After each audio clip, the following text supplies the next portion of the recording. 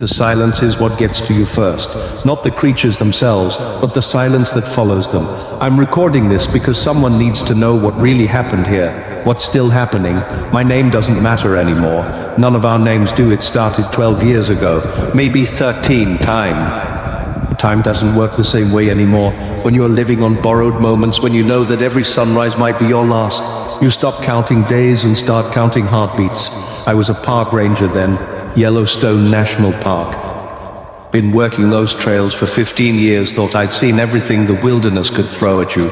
Bears, wolves, the occasional lost hiker who wandered too far from the marked paths. But nothing could have prepared us for what emerged from the deep woods that autumn before. I continue. I need you to understand something. If you're watching this, if you're still out there in the world beyond these walls, you need to know that what I'm about to tell you isn't fiction. It's not some campfire story meant to give you chills before you go to sleep in your warm, safe bed. This is a warning. This is testimony.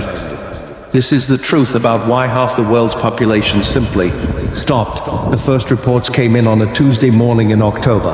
Hikers on the Fairy Falls Trail reported seeing something moving between the trees, something large, something that didn't belong. At first, we thought it was just another bear sighting.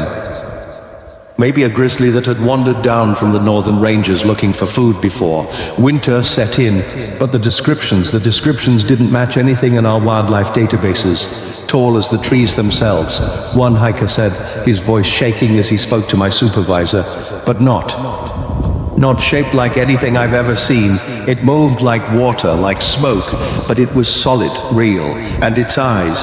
He stopped talking, then just stopped, stared off into the distance, like he was seeing something we couldn't. We found him 3 days later, sitting by the same trail where he'd first spotted the creature.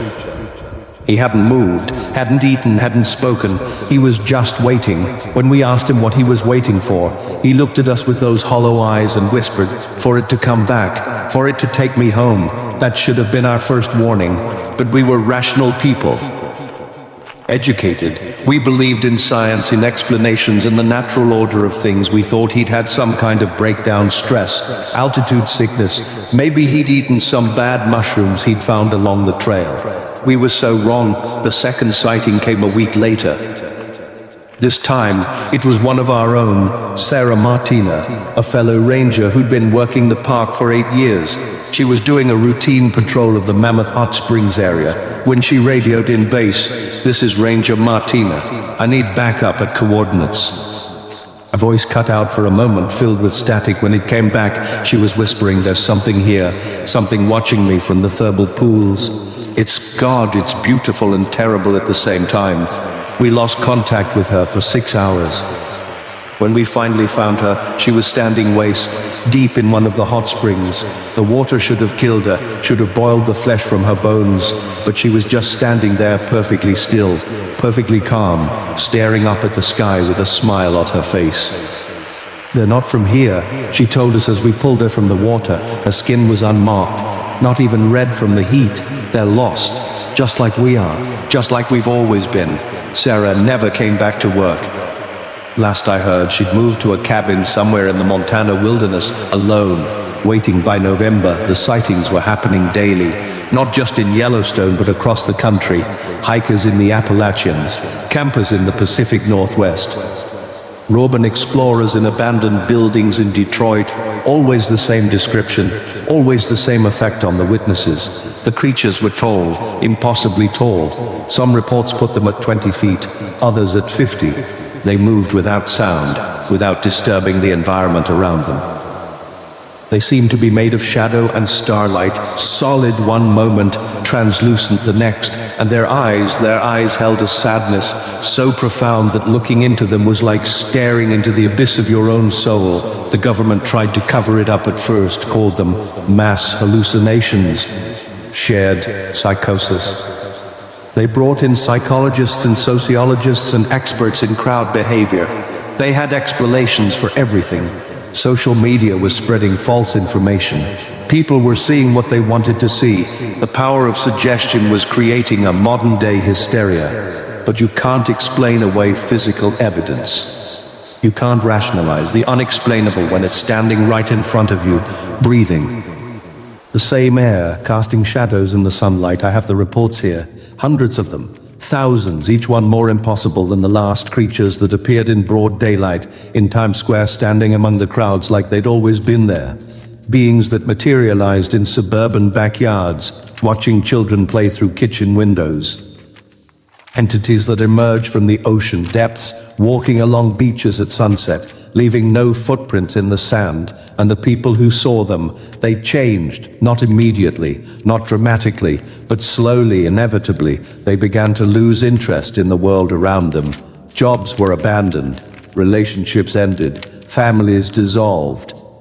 Not out of fear or panic, but out of a strange, peaceful acceptance. Why fight anymore became the common refrain.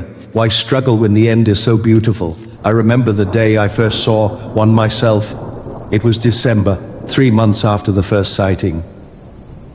I was doing a winter patrol near the Grand Canyon of Yellowstone when I felt it, a presence, a weight in the air that made my skin crawl and my heart race.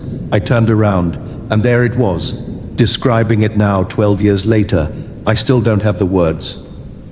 Imagine trying to describe color to someone who's been blind from birth. Imagine explaining music to someone who's never heard sound. That's what it was like, trying to process what I was seeing. It stood at the edge of the canyon, silhouetted against the winter sky, dull as the pine trees that surrounded it, but graceful in a way that defied physics.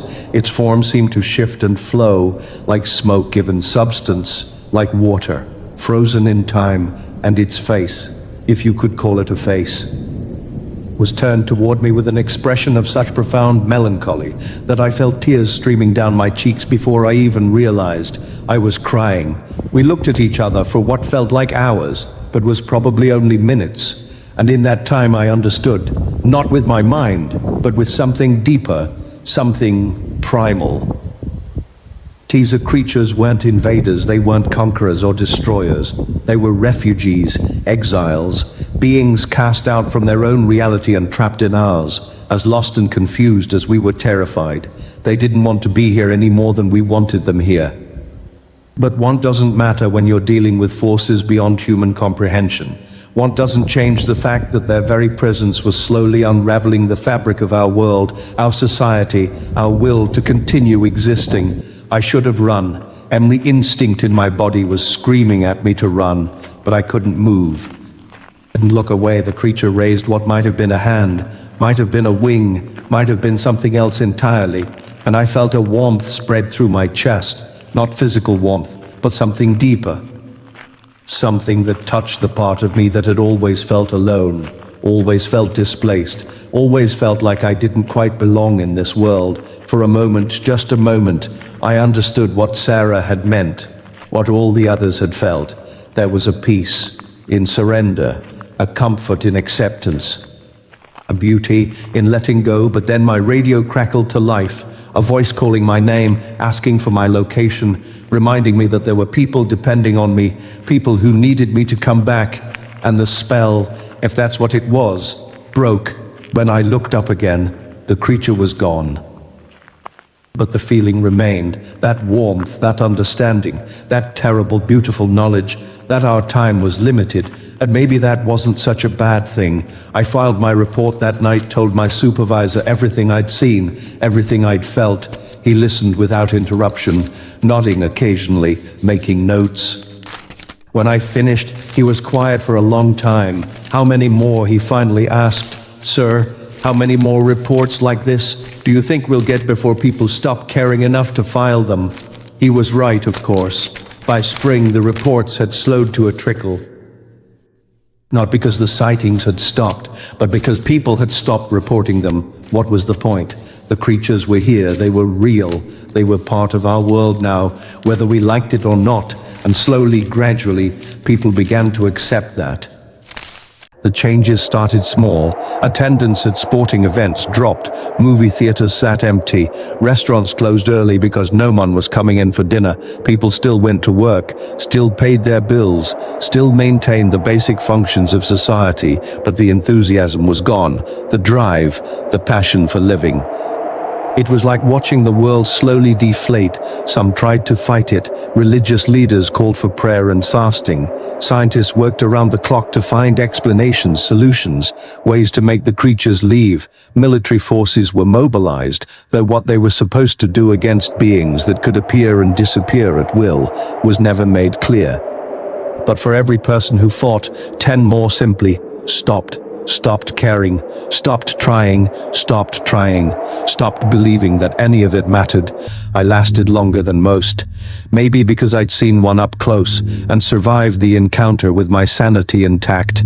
Maybe because I was stubborn. Maybe because I was afraid of what would happen if I let go.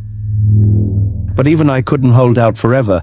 The breaking point came 2 years after my first sighting. I was still working as a ranger, though the park saw fewer and fewer visitors each month. Most of the trails were empty now. The visitor centers were ghost towns. My fellow rangers had either quit or been transferred to other locations where people still cared about nature, about preservation, about the future. I was alone most days, patrolling empty wilderness, maintaining trails that no one walked, protecting wildlife that no one came to see. It was on one of these solitary patrols that I found the camp. Hidden deep in the backcountry, miles from any marked trail, was a collection of tents and makeshift shelters. At first I thought it might be illegal campers, or maybe researchers conducting some kind of study, but as I got closer, I realized what I was really looking at. It was a gathering. Dozens of people, maybe hundreds, all sitting in perfect silence around a clearing in the woods. Men and women of all ages, from all walks of life, united by the same peaceful expression I'd seen on Sarah's face all those months ago. And in the center of the clearing, towering above them all, was one of the creatures. This one was different from the one I'd encountered at the canyon. Larger, more defined, more present. Its form was more stable, less shifting, as if it had grown more solid through prolonged contact with our reality. And the people around it, they weren't just watching it, they were communing with it, sharing something with it that I couldn't understand. I should have left, should have backed away slowly and pretended I'd never seen anything, but I was transfixed, horrified and fascinated in equal measure. One of the campers noticed me. A middle-aged woman in hiking clothes that had seen better days. She smiled and gestured for me to join them. Her eyes held that same peaceful emptiness I'd seen in so many others. "You don't have to be afraid," she said, her voice barely above a whisper. "It's not here to hurt us. It's here to help us understand." "Understand what?" I asked, though part of me already knew the answer, that this was never our world to begin with, that we've been visitors here all along, just like them, and now it's time to go home. I ran then. Ran like my life depended on it, crashing through the underbrush, stumbling over roots and rocks, not caring about the noise I was making or the trail I was leaving behind. I ran until my lungs burned and my legs gave out, and then I crawled until I reached my truck. I never went back to that clearing. Never filed a report about what I'd seen. What would have been the point? Who would have cared? That was 10 years ago. Since then, I've watched the world slowly empty out, not through violence or catastrophe, but through a gradual loss of will. People still exist, still go through the motions of living, but the spark is gone. The drive to build, to create, to dream of a better future has simply faded. Cities are quieter now. Streets are emptier. The internet still functions, but there's less content being created, fewer voices joining the conversation. It's like watching humanity slowly forget how to be human, and the creatures, they're everywhere now, standing in parks, walking through neighborhoods, appearing in office buildings and shopping malls. Most people don't even notice them anymore. They've become part of the background, like streetlights or fire hydrants. Just another feature of a world that's slowly winding down. Some say they're feeding on us, draining our life force or our will to live. Others believe they're trying to prepare us for something. A transition, a transformation, a journey to wherever they came from. I don't know which theory is correct. Maybe both, maybe neither. What I do know is that they're not malicious. I've seen enough of them now to be certain of that. They don't attack, they don't threaten, they don't even seem to notice us most of the time. They just exist, waiting for something, watching for something, hoping for something, and maybe that's the most terrifying part of all. The idea that these cosmic refugees, these displaced beings from another reality, are just as lost and confused as we are. That they don't know why they're here or how to get home any more than we know how to make them leave. We're all just waiting now. Waiting for whatever comes next. Waiting for the end or the beginning or the revelation that will make sense of it all. I can hear them outside now. Not the creatures, but the people, the ones who've given up fighting, given up questioning, given up caring. They gather sometimes in groups like the one I found in the woods all those years ago. They sit in silence and wait for the creatures to come to them, and eventually they always do. I used to think I was different, stronger, more resistant to whatever influence these beings exert. But I can feel it now, creeping in around the edges of my consciousness, the peace, the acceptance, the understanding that maybe this is how it was always supposed to end, not with nuclear fires or asteroid impacts or alien invasions, not with war or plague or environmental collapse, but with a slow, gentle surrender to forces beyond our comprehension, a quiet as know that our time as the dominant species on this planet was always temporary. Maybe it's better this way. Maybe the creatures are doing us a favor, showing us a path to an ending that doesn't involve suffering or struggle or the destruction of everything we've built. Maybe they're offering us a chance to go out with dignity, with grace, with the knowledge that we're not alone in the universe. Or maybe I'm just telling myself that because the alternative is too terrifying to contemplate. They're at the door now. I can feel their presence, that familiar weight in the air that makes my skin crawl and my heart race. But there's something else there too, something I've never felt before: relief. I'm tired of fighting, tired of being afraid, tired of pretending that any of this matters when we all know how it's going to end. The creatures have been patient with us, more patient than we probably deserve. They've given us time to adjust, to accept, to understand, and now that time is running out. If you're still out there, if you're still watching, still listening, still caring enough to seek out stories like this one, then you need to know something. The creatures aren't the enemy. They never were. They're just lost souls, like us, trying to find their way home in a universe that's bigger and stranger, and more beautiful than any of us ever imagined.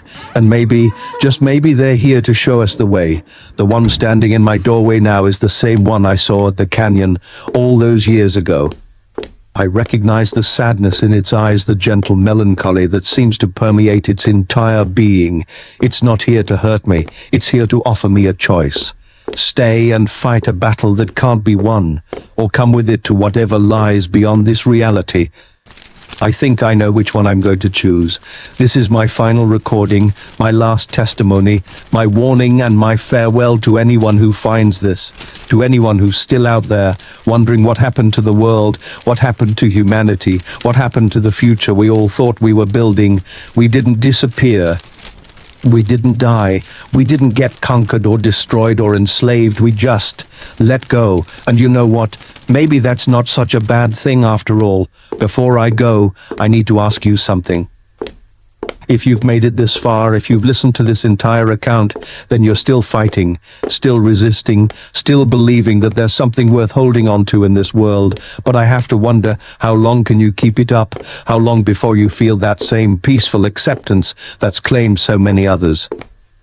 How long before you start to see the creatures not as invaders, but as liberators?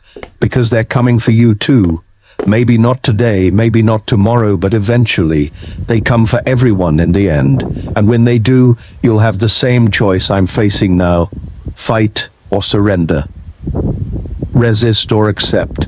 Hold on to a world that's already slipping away, or embrace whatever comes next. I can't tell you what to choose. That's a decision you'll have to make for yourself. But I will say this: there's a strange comfort in knowing that the end, when it comes, will be gentle, peaceful, almost loving. It's time for me to go now. The creature is waiting, patient as always, ready to guide me to whatever lies beyond this reality. I'm not afraid anymore. I'm not sad. I'm not angry. I'm just ready. If you're still out there, still fighting, still believing that humanity has a future worth preserving, then I salute you. Keep the flame burning as long as you can. Tell our story. Remember what we were, what we accomplished, what we dreamed of becoming. But don't mourn for us. Don't grieve for what we've lost, because maybe, just maybe, we haven't lost anything at all. Maybe we've just found something better. This is Ranger. Well, my name doesn't matter anymore. None of our names do. This is a human being signing off for the last time. The creatures are here. The waiting is over, and you know what? I think I'm ready to go home. That recording was found 3 weeks ago in an abandoned ranger station in Yellowstone National Park. The building had been empty for over a decade, but the recording equipment was still functional, still powered by solar panels that had somehow continued working all these years. There was no sign of whoever made the recording, no personal effects, no identification, no clues about their identity or what happened to them after the recording ended. But if you look carefully at the dust patterns on the floor, you can see footprints leading to the door, human footprints, and something else, something larger. Something that doesn't match any known animal or human track. The creatures are still out there, still waiting, still watching, and every day more people simply stop. Stop fighting, stop fighting, stop caring about the world they're leaving behind. Maybe the Ranger was right. Maybe this is how it was always supposed to end. Not with violence or catastrophe, but with a gentle surrender to forces beyond our understanding. Or maybe that's just what they want us to think. If you've made it this far, if you're still listening, still caring, still fighting to hold on to whatever humanity we have left, then please share this story, like this video. Subscribe to keep these accounts alive, because as long as someone is still telling these stories, still bearing witness to what we've lost and what we might still save, then maybe there's hope. Maybe the creatures haven't won yet. Maybe we still have a choice, but the clock is ticking and they're getting closer every day. Sweet dreams.